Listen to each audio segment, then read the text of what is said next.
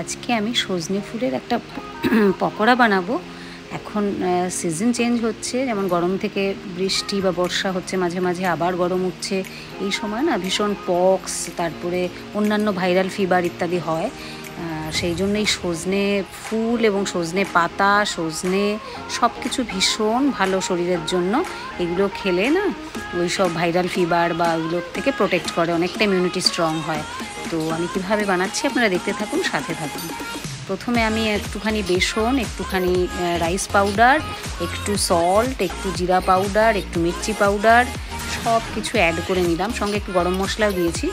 সব কিছু একটু জলের সাহায্যে ভালো করে একটা ব্যাটার বানিয়ে নিলাম। তো এই ব্যাটারটা এবার আমি সজনে ফুলটা ভালো করে ধুয়ে নিয়েছি এবং সেটাকে এই ব্যাটারের মধ্যে আমি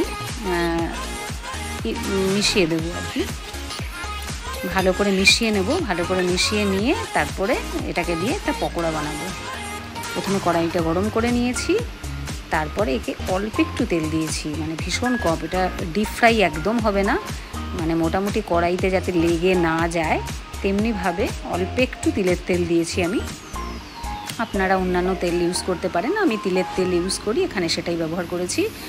এরপরে আমি চামচে করে ছোট ছোট পকোড়ার মতন, মানে একটুখানি ফ্ল্যাট থাকবে জিনিসটা, যেহেতু তেল আমি কম দিয়েছি তো সেই জন্য একটু ফ্ল্যাট করে, একটু পাতলা করে জিনিসটা ব্যাটারটা তৈরি করেছি, যাতে ফ্রাই করতে কোনো অসুবিধা না হয়।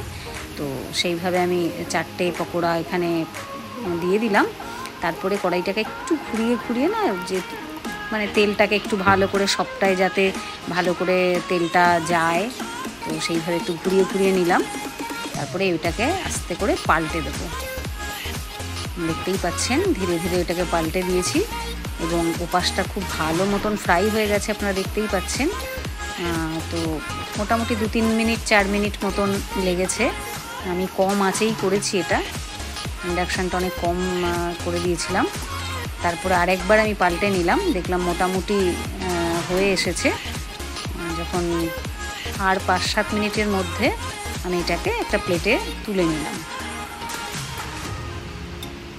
এটা খুব বেশি তেল দিইনি, কাজেই শরীরের জন্য খুব একটা ক্ষতিকারক নয়, আবার উপকারও বটে। তো এটা ইভিনিং স্ন্যাক্সে আপনারা ইউজ করতে পারেন, চায়ের সঙ্গে ভালোই লাগবে।